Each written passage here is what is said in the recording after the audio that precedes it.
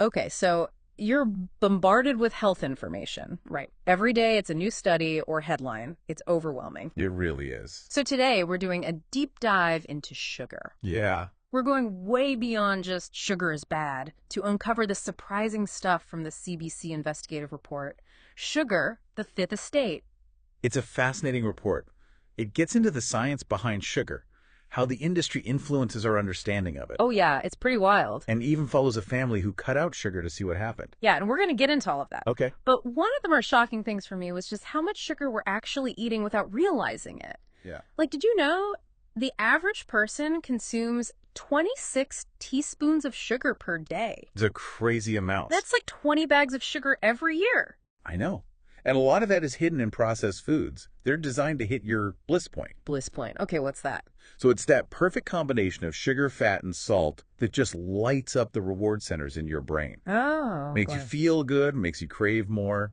Like food companies spend tons of money researching this stuff, trying to hook us, So it's like engineered deliciousness. pretty much. But it's not just about cravings, right? I mean, what is this sugar overload doing to our bodies? Right. It's not doing us any favors. Yeah. To really understand this, we need to look at the two main types of sugar, glucose and fructose. Okay, so what's the difference? Glucose is like the good guy.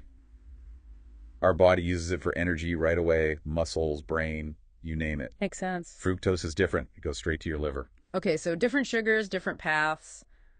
What's wrong with fructose going to the liver?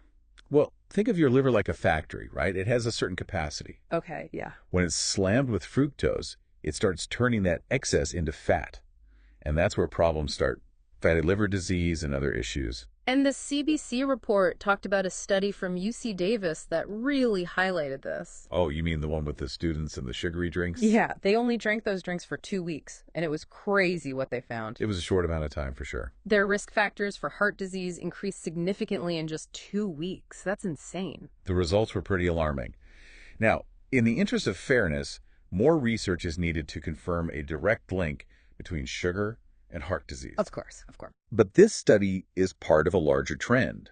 There's more and more evidence that maybe we need to rethink how much sugar is in our diets. Yeah, and that's where the role of the sugar industry comes into play, which is, well, we'll get into that. It's like there's this whole other side to sugar, right? Yeah, and the CBC report digs into that. Hmm. Turns out the sugar industry has used tactics similar to, get this, the tobacco industry. Wow. Really? What? Like straight up? Yeah, it's kind of wild. So the report found that the sugar industry has actually funded research to downplay the bad stuff about sugar, even deny it sometimes. Like trying to create confusion on purpose. Exactly. They want to sow doubt, just like big tobacco did back in the day. Mm. And if that weren't enough, they also try to discredit scientists who are speaking out about sugar. No way. So if someone's like, hey, sugar's not so great for you, they go after them. Basically, they try to silence the opposition. It's all about protecting profits, you know? It's kind of unsettling when you think about it. It is. It's like they're more worried about their bottom line than our health. And speaking of that, what about government regulation? I mean, we have guidelines for other things like fat and sodium. Why not sugar? It's a good question. The report mentions the sugar industry has lobbied against regulations to limit sugar. Seriously. Yeah, things like putting limits on how much sugar is in certain products or making the labels clear, you know, even public awareness campaigns. Anything that could impact their profits, they're fighting it. It's almost like we're set up to fail with this stuff, you know? In a way, yeah. We Okay. don't have clear guidelines, and the industry's working against having them.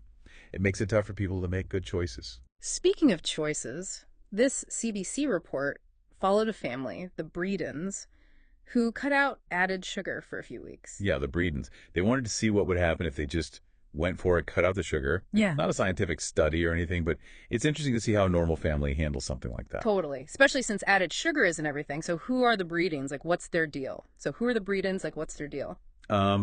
Pretty average Canadian family, I'd say. Yeah. Busy parents, both working, young daughter. They weren't like health nuts or anything. Okay, so they ate like normal food, takeout sometimes, that kind of thing. Exactly. Relied on convenience a lot.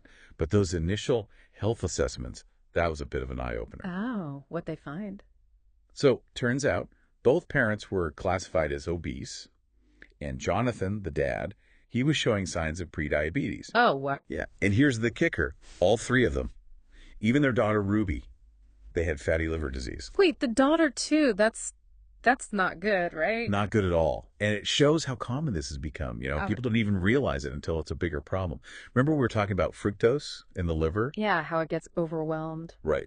The Bredens are like a perfect example of how too much sugar, Yes. even if it's not super obvious, it can really mess with your organs. It's like a hidden danger almost. Kinda, yeah.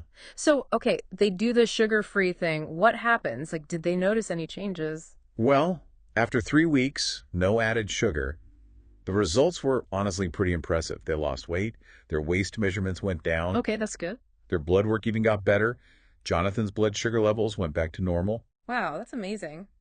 So even a short time without sugar can make a difference. Yeah, it's promising. But of course, it's just one family, right? Yeah. We can't generalize too much. Right, right. It's not like a scientific study, but it is a really interesting example. For sure, it's hopeful at least. Well, Yeah. we've covered a lot today, huh? We have. All the sciencey stuff about what sugar does in our bodies, how the food industry tries to downplay it, Mhm. and even saw how cutting back can actually, like, improve your health. Right, even in a short time. I think the big takeaway here is just awareness. Pay attention to what you're eating, read the labels. Absolutely. Knowing this stuff is so important. So, before we go, Yeah. if even small changes can make a difference, what's one thing you can do today to be a little more mindful of your own sugar intake? That's the question, isn't it?